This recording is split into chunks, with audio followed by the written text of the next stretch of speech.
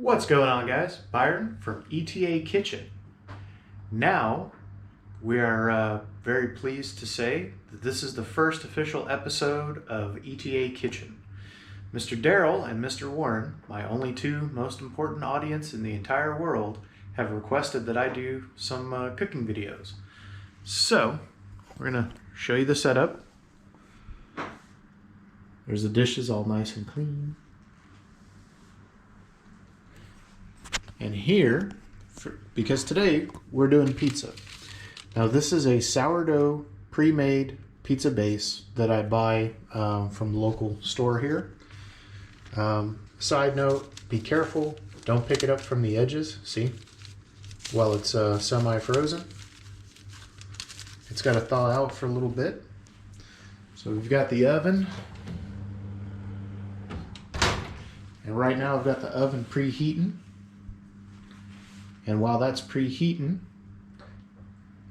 we're going to talk about this pizza base a little bit. Now, there's a bunch of different types of pizza dough and stuff like that. I prefer the sourdough base. This just happens to be the best one that I've actually ever come across. I will be in a later episode coming and updating it and actually making the whole pizza base from scratch. I just didn't have a lot of time today, and this is just kind of a trial run. So we'll be back. All right, so let's run down some of the ingredients. I'm going to go ahead and put this into the oven, and we're going to pre-bake it for about 8 minutes. Now that the oven is up to temp and it's thawed out a little bit, we're just going to put it in there, nice and simple. Pre-bake that for about 8 minutes. This is the secret to a nice crispy crust. So we got that going. Now we're going to talk about the ingredients. So I've got garlic paste. I've got some Thai chili because this will be a diavola. And we're going to need a nice sauce. So this just happens to be what I use. This is Italian tomatoes in a nice sauce. So we'll mix that up. And I've got some lovely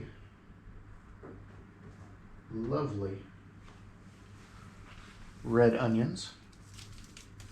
There we go. And we're going to put some of these around the top of the pizza.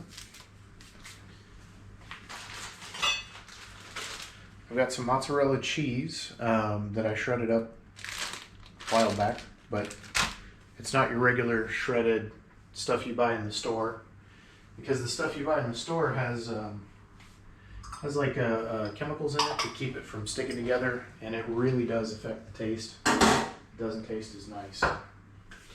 So now we've got that going on, and we got 6 minutes left on the pre-bake. So we'll let that do its thing. And then of course, we've got pepperoni. That's beef pepperoni. And I've got some shredded chicken. I usually just make sandwiches out of this stuff, but it's really good. It's just a nice way to add a quick protein to everything. So what we're gonna do here for this sauce,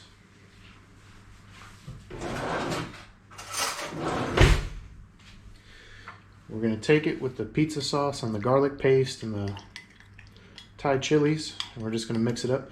By the way, Mr. Darrell, if you're looking for a nice chili for your next hot sauce, I really recommend the Thai chili. It's not too spicy, but it has a really good flavor. So we're just going to mix it up, and then this is going to go on top of the pizza. And then we're going to top it with the onions and the pepperoni, shredded chicken, and the mozzarella. So we'll be back in a few minutes and I'll show you how to assemble everything. Alrighty, so now the pizza is pre-baked, just a little bit, not a whole lot. We don't want to go all the way through. We just want to firm it up a little bit. As you can see, it's steaming. Now there's not a whole lot of sauce on this, but the sauce that is on here from these guys is really quite wonderful. So now what we're going to do is we're going to add some mozzarella.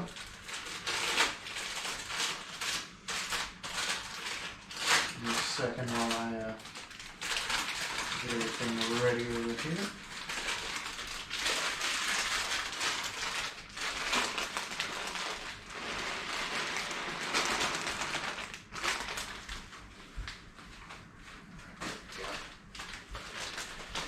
So what we're gonna do, now we've got everything ready to rock. We're gonna add the sauce that we mixed up here. Just kind of spread it around nicely. I like to use a spoon. You can use a spatula, you can use whatever you want, whatever you have handy really. These two little pieces that broke off, well, they're gonna get some too. They may not be attached to the big pizza, but they're still delicious. All right, so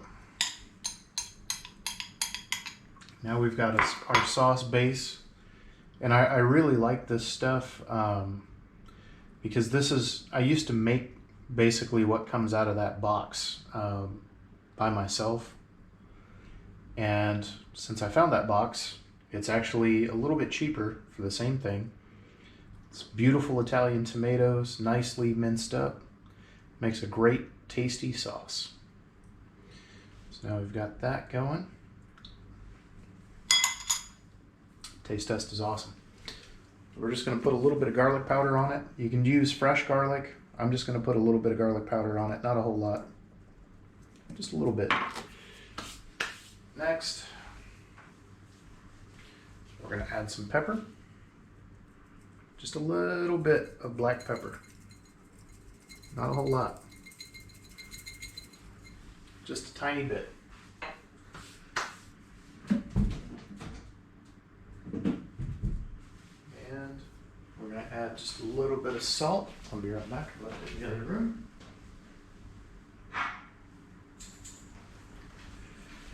We're going to add a very, very, very, very, very tiny amount of salt.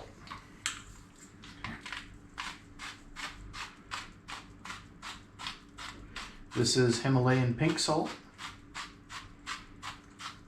No rhyme or reason, I just happen to like it.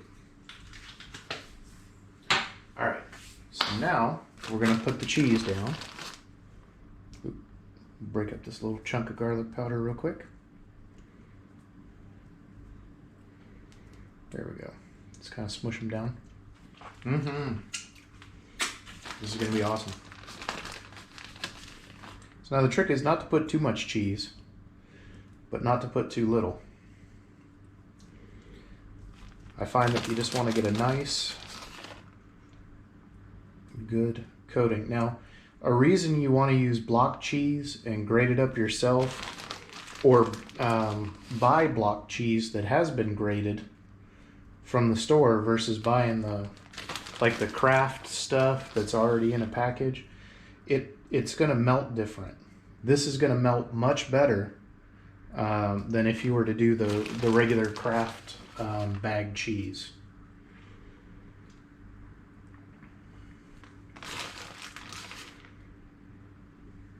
So I guess I'll take a moment to explain the concept of this show to anybody who's not Mr. Darrell or Warren, who might be viewing this video.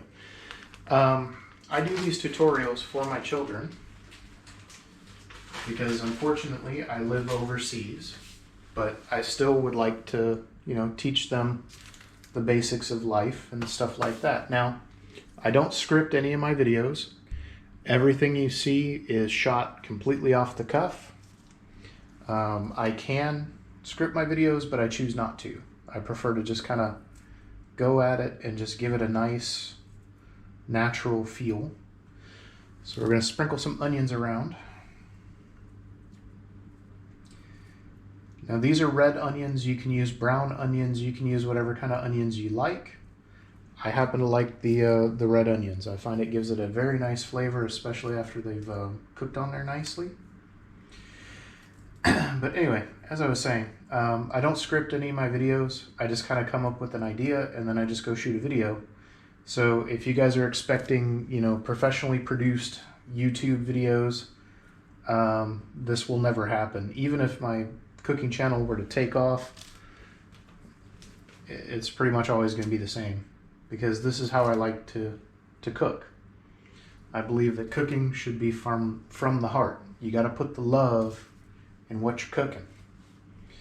And I'm putting the love in this pizza right now. So now we're going to add this. This is beef pepperoni. You guys can get regular pepperoni back in the States. I can get regular pepperoni here, but I like the way that the beef pepperoni actually tastes a little bit better myself. So that's what I'm going with.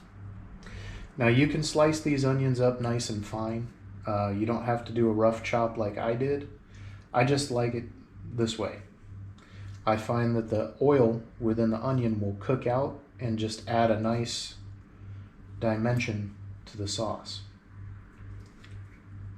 So you don't want too much cheese, and you don't want too much pepperoni, but you don't want too little pepperoni. And I find that that's a nice ratio of pepperoni to cheese to sauce. Now this is just simple sandwich pre-cooked chicken. I get this from the organic store, and I really like it because it's a great way to add a little extra protein to get you through your day. And I just like to sprinkle it around, and we're just going to put it up top, and as it bakes and heats up and does its thing, it just kind of adds a nice extra touch to an otherwise fairly decent pizza.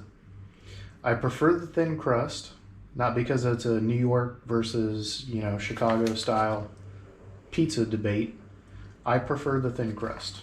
A little bit easier on the waistline, and you can get more toppings that way, especially when it's a nice crispy thin crust, as this will be when we're done here. So I got a couple little slices of onion left. I'm just going to kind of chuck them around in there.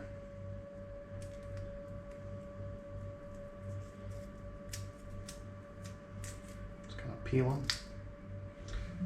Make it a little decorative if you can. Doesn't really matter. And now the final step, we're going to add a little bit of oregano. So I'm just going to sprinkle a little bit of oregano on there.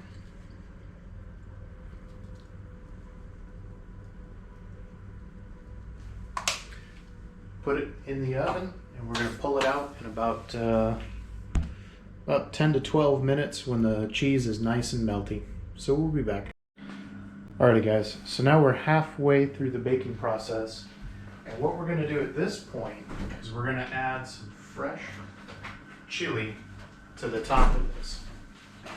Now, I've got some pre-chopped green chilies, and we're just going to sprinkle a little bit on. This is the time that I like to add the chili. I don't like to add it in the very beginning, other than a couple little Thai chilies. I like to add just a couple on the top here. Now we're going to let it go, and she's got about maybe 10 more minutes until she's nice and done.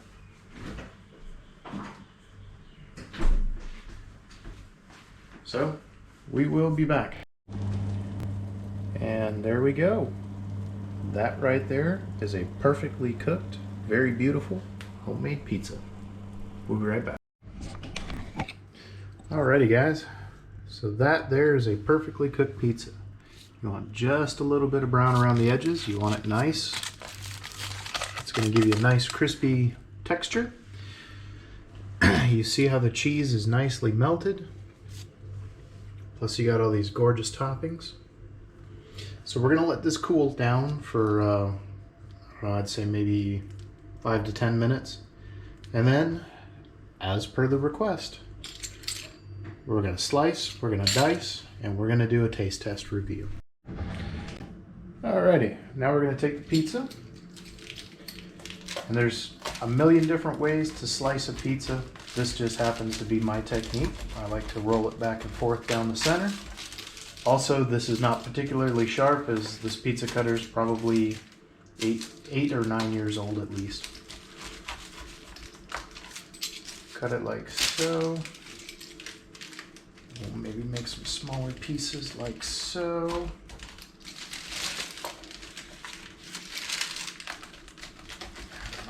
So, just like that chop.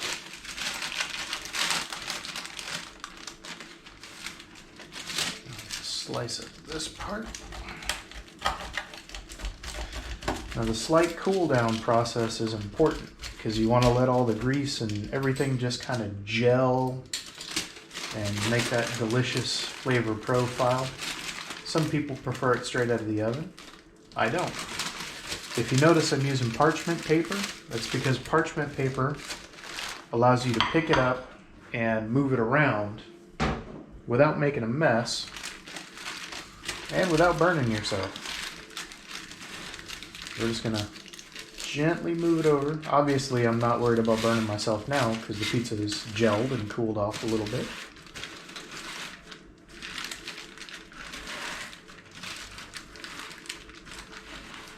But we're just gonna lightly move it, just a little bit, slowly but surely. And now, you got it on the plate without making a giant mess.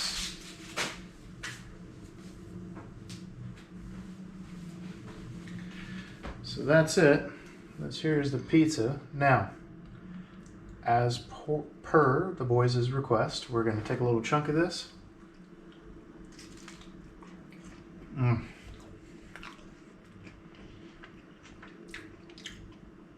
It's just right. Nice and crispy. Just the right amount of sauce. Just the right amount of toppings.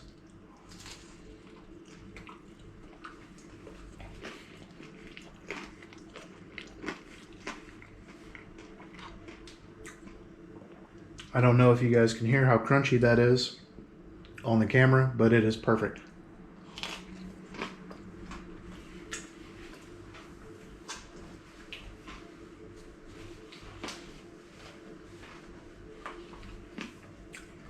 That is a perfect pizza.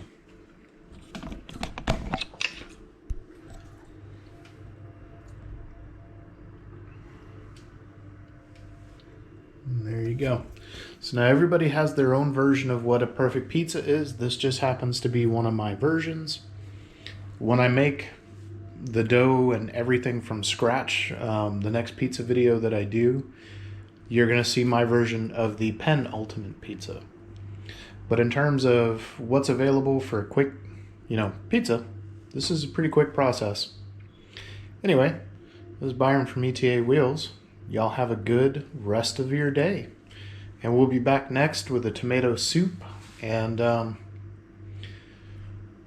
not sure what else I'm going to do after that, so maybe some of you guys who actually watch this video can give us suggestions. Alright? Anyway, love you two monkeys, and you guys have a great day.